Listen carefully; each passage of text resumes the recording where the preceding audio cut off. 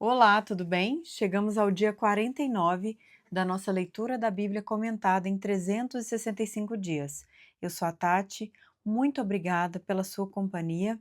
Nós estamos usando a Bíblia de Estudo Joyce Meyer, com comentários da autora, e hoje nós prosseguimos no livro de Números, dos capítulos 4 ao 6. Que o Senhor nos abençoe. Capítulo 4: Os coatitas e suas responsabilidades. Disse o Senhor a Moisés e a Arão: Façam o recenseamento dos coatitas na tribo de Levi, pelos seus clãs e famílias. Contem todos os homens entre 30 e 50 anos, aptos para servir, para que façam o serviço da tenda do encontro. O serviço dos coatitas na tenda do encontro será o cuidado das coisas santíssimas. Quando o acampamento tiver que mudar, Arão e os seus filhos entrarão e descerão o véu protetor e com ele cobrirão a arca da aliança. Depois, a cobrirão com couro, estenderão um pano inteiramente azul sobre ela e colocarão as varas no lugar. Sobre a mesa da presença, eles estenderão um pano azul e colocarão os pratos, os recipientes para incenso, as tigelas e as bacias para as ofertas derramadas e os pães da presença, que devem estar sempre sobre ela. Sobre tudo isso, estenderão um pano vermelho e o cobrirão com couro. Depois, colocarão as varas no lugar. Pegarão também um pano azul e cobrirão o candelabro usado para iluminação, as suas candeias, as suas tesouras de aparo, os seus apagadores e todos os jarros para o seu suprimento de óleo. Em seguida, o embrulharão com todos os seus utensílios numa cobertura de couro e o colocarão no suporte para carregar. Sobre o altar de ouro, estenderão um pano azul e o cobrirão com couro, e colocarão as suas varas no lugar. Apanharão todos os utensílios usados na ministração no santuário, depois os embrulharão no pano azul e os cobrirão com couro. A seguir, os colocarão no suporte para carregar. Tirarão a cinza do altar de bronze e estenderão sobre ele um pano roxo. Colocarão sobre ele todos os utensílios usados na ministração do altar: os braseiros, os garfos de carne, as pás e as bacias da aspersão. Sobre eles estenderão uma cobertura de couro e colocarão as varas no lugar. Quando Arão e os seus filhos terminarem de cobrir os utensílios sagrados e todos os artigos sagrados, e o acampamento estiver pronto para partir, os coatitas virão carregá-los, mas não tocarão nas coisas sagradas. Se o fizerem, morrerão. São esses os utensílios da tenda do encontro que os coatitas carregarão. Eleazar, filho do sacerdote Arão, ficará encarregado do azeite para iluminação, do incenso aromático, da oferta costumeira de cereal e do óleo da unção. Ficará encarregado de todo o tabernáculo e de tudo que nele há, isto é, seus utensílios e seus artigos sagrados. O Senhor disse ainda a Moisés e a Arão: Não permitam que o ramo dos clãs coatitas seja eliminado dentre os levitas, mas para que continuem vivos e não morram quando se aproximarem das coisas santíssimas, Arão e os seus filhos entrarão no santuário e designarão a cada homem a sua tarefa e o que deverá carregar. Os coatitas não entrarão para ver as coisas sagradas, nem por um breve momento, para que não morram. Os gersonitas e as suas responsabilidades. E o Senhor disse a Moisés: Faça também o recenseamento dos gersonitas pelas suas famílias e clãs.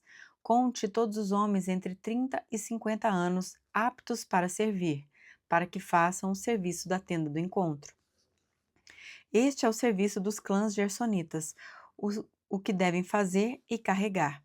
Eles levarão as cortinas internas do tabernáculo, a tenda do encontro, a sua cobertura, a cobertura externa de couro, as cortinas da entrada da tenda do encontro. Farão tudo o que for necessário com aquelas coisas e com as cortinas externas do pátio que rodeia o tabernáculo e o altar, com a cortina da entrada, com as cordas e com todos os utensílios usados em seu serviço. Todo o serviço deles, tudo o que devem fazer e carregar, estará sob a direção de Arão e de seus filhos. Designe como responsabilidade deles tudo o que tiverem que carregar. Esse é o serviço dos clãs gersonitas na tenda do encontro. Suas atividades estarão sob a supervisão de Itamar, filho do sacerdote Arão. Os meraritas e as suas responsabilidades. Conte os meraritas conforme seus clãs e famílias, todos os homens entre 30 e 50 anos aptos para servir, para que façam o serviço da tenda do encontro. Essa é a responsabilidade deles no serviço que deverão realizar na tenda do encontro. Carregar as armações do tabernáculo, seus travessões, suas colunas e suas bases, bem como as colunas do pátio que rodeia a tenda, com suas bases, suas estacas e suas cordas, todos os seus utensílios e tudo que está relacionado com seu uso. Designe a cada um aquilo que deverá levar. Esse é o serviço dos clãs Meraritas. Todo o serviço deles na tenda do encontro estará sob a supervisão de Itamar, filho do sacerdote Arão. O recenseamento dos levitas. Moisés, Arão e os líderes da comunidade contaram os coatitas conforme seus clãs e famílias, todos os homens entre 30 e 50 anos aptos para servir, para que fizessem o serviço da tenda do encontro. Foram contados conforme seus clãs 2.750 homens. Esse foi o total de recenseados dos clãs coatitas que serviam na tenda do encontro. Moisés e Arão os contaram de acordo com a ordem do Senhor anunciada por Moisés. Os gersonitas foram contados conforme os seus clãs e famílias, todos os homens entre 30 e 50 anos aptos para servir, para fazer o serviço da tenda do encontro. Foram contados conforme seus clãs e famílias 2.630. Esse foi o total de recenseados dos clãs gersonitas que serviam na tenda do encontro. Moisés e Arão os contaram de acordo com a ordem do Senhor. Os meraritas foram contados conforme seus clãs e famílias, todos os homens entre 30 e 50 anos aptos para servir, para fazer o serviço da tenda do encontro. Foram contados conforme seus clãs 3.200. Esse foi o total de recenseados dos clãs meraritas que serviam na tenda do encontro. Moisés e Arão os contaram de acordo com a ordem do Senhor anunciada por Moisés. Assim, Moisés, Arão e os líderes de Israel contaram todos os levitas conforme seus clãs e famílias, todos os homens entre 30 e 50 anos de idade que vieram para servir e carregar a tenda do encontro somavam 8.580. Conforme a ordem do Senhor anunciada por Moisés, a cada um foi designado seu trabalho e foi dito o que deveria carregar. Assim foram todos contados, conforme o Senhor tinha ordenado a Moisés.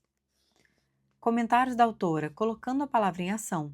Em Números 4, Deus deu responsabilidades específicas aos coatitas e aos filhos de Arão.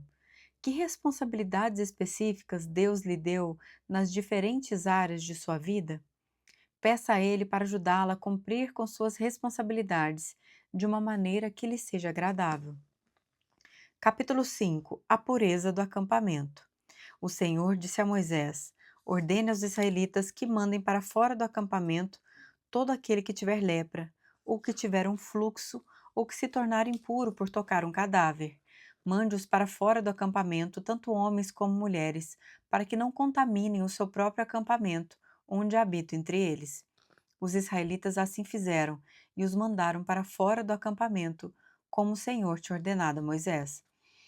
A restituição por danos e prejuízos. E o Senhor disse a Moisés: diga aos israelitas: quando um homem ou uma mulher prejudicar outra pessoa e, portanto, ofender o Senhor, será culpado.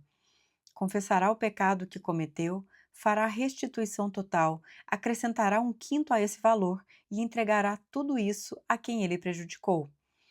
Mas se o prejudicado não tiver nenhum parente próximo para receber a restituição, esta pertencerá ao Senhor e será entregue ao sacerdote, juntamente com o carneiro com o qual se faz propiciação pelo culpado.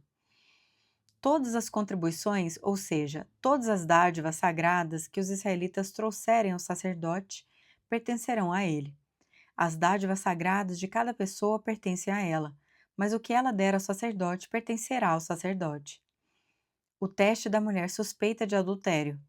Então o Senhor disse a Moisés: diga o seguinte aos israelitas: se a mulher de alguém se desviar e ele for infiel, e outro homem deitar-se com ela, e isso estiver oculto de seu marido, e a impureza dela não for descoberta por não haver testemunha contra ela, nem ela ter sido pega no ato, se o marido dela tiver ciúmes e suspeitar da sua mulher, esteja ela pura ou impura, ele a levará ao sacerdote como oferta de um jarro de farinha de cevada em favor dela. Não derramará azeite nem porá incenso sobre a farinha, porque é uma oferta de cereal pelo ciúme, para que se revele a verdade sobre o pecado. O sacerdote trará a mulher e a colocará perante o Senhor.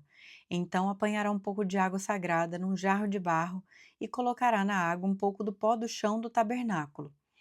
Depois de colocar a mulher perante o Senhor, o sacerdote soltará o cabelo dela e porá nas mãos dela a oferta memorial, a oferta pelo ciúme, enquanto ele mesmo terá em sua mão a água amarga que traz maldição. Então o sacerdote fará a mulher jurar e lhe dirá: se nenhum outro homem se deitou com você, e se você não foi infiel, nem se tornou impura enquanto casada, que esta água amarga que traz maldição não lhe faça mal. Mas se você foi infiel enquanto casada e se contaminou por ter se deitado com um homem que não é seu marido, então o sacerdote fará a mulher pronunciar este juramento com maldição.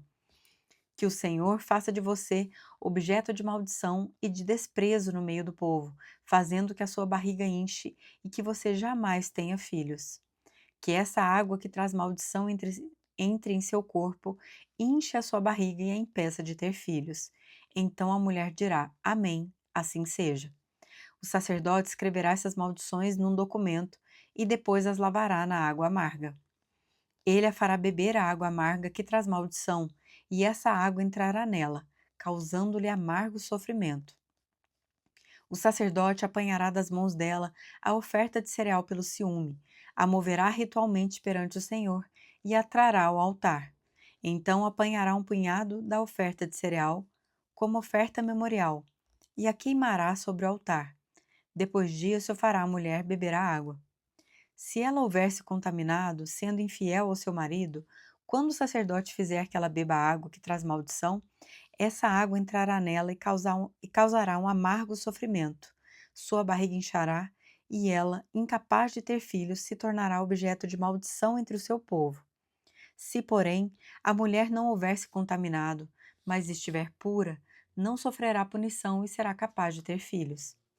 Esse é, pois, o ritual quanto ao ciúme quando uma mulher for infiel e se contaminar enquanto casada, ou quando o ciúme se apoderar de um homem porque suspeita de sua mulher. O sacerdote a colocará perante o Senhor e a fará passar por todo esse ritual. Se a suspeita se confirmar ou não, o marido estará inocente, mas a mulher sofrerá as consequências da sua iniquidade. Capítulo 6. As regulamentações do voto de Nazireu. O Senhor disse ainda a Moisés: diga o seguinte aos israelitas: se um homem ou uma mulher fizer um voto especial, um voto de separação para o Senhor como nazireu, terá que se abster de vinho e de outras bebidas fermentadas, e não poderá beber vinagre feito de vinho ou de outra bebida fermentada. Não poderá beber suco de uva, nem comer uvas nem passas. Enquanto for nazireu, não poderá comer nada que venha da videira, nem mesmo as sementes ou as cascas. Durante todo o período de seu voto de separação, nenhuma lâmina será usada em sua cabeça. Até que termine o período de sua separação para o Senhor, ele estará consagrado e deixará crescer o cabelo de sua cabeça. Durante todo o período de sua separação para o Senhor, não poderá aproximar-se de um cadáver, mesmo que o seu próprio pai ou mãe ou irmão morra. Ele não poderá tornar-se impuro por causa deles, pois traz sobre a cabeça o símbolo de sua separação para Deus. Durante todo o período de sua separação, estará consagrado ao Senhor. Se alguém morrer repentinamente perto dele, contaminando assim o cabelo que consagrou, ele terá que rapar a cabeça 7 dias depois, dia da sua purificação. No 8º dia, trará 2 rolinhas ou 2 pombinhos ao sacerdote, à entrada da tenda do encontro. O sacerdote oferecerá um como oferta pelo pecado e o outro como holocausto, para fazer propiciação por ele, pois pecou ao se aproximar de um cadáver. Naquele mesmo dia, o nazireu reconsagrará a sua cabeça. Ele se dedicará ao Senhor pelo período de sua separação e trará um cordeiro de 1 ano de idade como oferta de reparação. Não se contarão os dias anteriores porque ficou contaminado durante a sua separação. Este é o ritual do nazireu quando terminar o período de sua separação. Ele será trazido à entrada da tenda do encontro. Ali apresentará sua oferta ao Senhor, um cordeiro de 1 ano e sem defeito como holocausto, uma cordeira de 1 ano e sem defeito como oferta pelo pecado, um carneiro sem defeito como oferta de comunhão, juntamente com a sua oferta de cereal, com a oferta derramada e com um cesto de pães sem fermento, bolos feitos da melhor farinha amassada com azeite e pães finos untados com azeite. O sacerdote os apresentará ao Senhor e oferecerá o sacrifício pelo pecado e o holocausto. Apresentará o cesto de pães sem fermento e oferecerá o cordeiro como sacrifício de comunhão ao Senhor, juntamente com a oferta de cereal e a oferta derramada. Em seguida, à entrada da tenda do encontro, o nazireu rapará o cabelo que consagrou e o jogará no fogo que está embaixo do sacrifício da oferta de comunhão. Depois que o nazireu rapar o cabelo da sua consagração, o sacerdote lhe colocará nas mãos um ombro cozido do carneiro, um bolo e um pão fino tirados do cesto, ambos sem fermento. O sacerdote os moverá perante o Senhor como gesto ritual de apresentação. São santos e pertencem ao sacerdote, bem como o peito que foi movido e a coxa. Depois disso, o nazireu poderá beber vinho. Esse é o ritual do voto de Nazireu e da oferta dedicada ao Senhor de acordo com a sua separação, sem contar qualquer outra coisa que ele possa dedicar. Cumprirá o voto que tiver feito de acordo com o ritual do Nazireu. A bênção sacerdotal. O Senhor disse a Moisés: Diga a Arão e aos seus filhos: Assim vocês abençoarão os israelitas. O Senhor te abençoe e te guarde. O Senhor faça resplandecer o seu rosto sobre ti e te conceda graça. O Senhor volte para ti o seu rosto e te dê paz. Assim eles invocarão meu nome sobre os israelitas e eu os abençoarei. Comentários da autora: Brilhando com a glória de Deus. Deus pronunciou uma bênção sobre o seu povo, dizendo que o seu rosto resplandeceria sobre eles e estaria voltado para eles. Nosso rosto é simplesmente a nossa aparência. Quando as pessoas nos olham, queremos que elas vejam algo em nós que seja diferente do que veem em todos os demais. Elas não podem ler a nossa mente ou olhar dentro do nosso coração, mas podem ver pelo brilho em nosso rosto que temos algo tremendo e maravilhoso. Nosso rosto é importante. O olhar que temos em nosso rosto durante o trabalho e o nosso tom de voz em casa são importantes. É importante sorrirmos uns para os outros, sermos agradáveis e inteiramente bons uns para com os outros. Devemos ser pessoas amorosas que refletem a alegria de Deus em seu rosto. Mas como fazer isso? A Bíblia fala sobre a face de Jesus e de como ele foi transfigurado quando esteve em comunhão com Deus Pai no monte. Sua face brilhou como o sol. Precisamos ter essa mesma experiência e alcançamos do mesmo modo que Jesus, através da adoração a Deus. Quando adoramos a Deus, temos uma aparência melhor. A adoração coloca um sorriso em nosso rosto. É quase impossível fazer cara feia enquanto estamos louvando, adorando e agradecendo a Deus. Se passarmos tempo tendo comunhão com Deus e adorando de forma regular, nosso rosto transmitirá a sua presença. Teremos uma aparência forte, alegre e cheia de paz, em vez de termos uma aparência frustrada ou estressada. Lembro-me de que certa vez, quando estava em uma conferência, uma mulher olhou para o meu rosto e me disse: Posso ver que você esteve com Jesus. Ela estava certa. Eu havia passado muito tempo naquela manhã em oração e em comunhão com o Senhor, preparando-me para o ensino que daria naquele dia. Como ela sabia que eu havia estado com Jesus? Alguma coisa em meu rosto fez com que soubesse. Talvez eu parecesse feliz e satisfeita, ou em paz. Não sei exatamente o que ela viu, mas algo sobre a aparência do meu rosto fez com que soubesse com quem eu estava passando meu tempo. É importante passarmos mais tempo falando com Deus, agradecendo a Ele e adorando-o. Então, nossos rostos transmitirão a sua glória. Precisamos nos perguntar: o meu rosto reflete a grandeza do meu Deus?